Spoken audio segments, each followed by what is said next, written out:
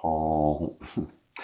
You remember when I was telling you what the law requires? Yes. The law requires this because the law requires that each and every citizen of the United States can employ a lawyer to represent them in every court proceeding everywhere in the nation. Yes.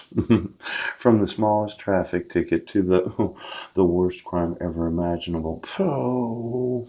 Now, I told you that I did not get what the law requires because the law requires that I have the right to representation during any procedure of law, that being civil or criminal.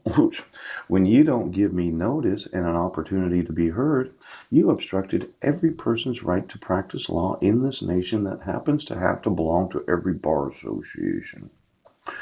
Now, your vanity, that you don't have to do what the law requires. Well, the law requires that they have to be able to be employed.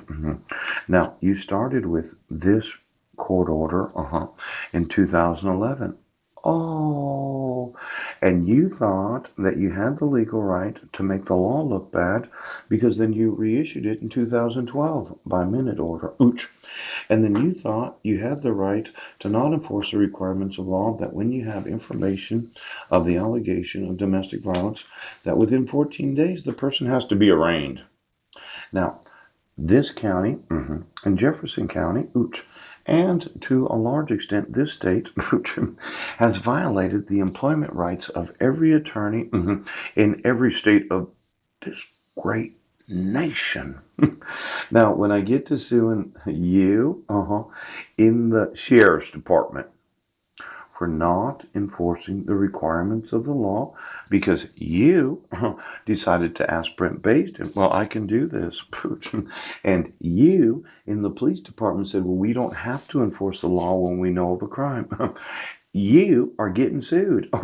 And then you are going to prison.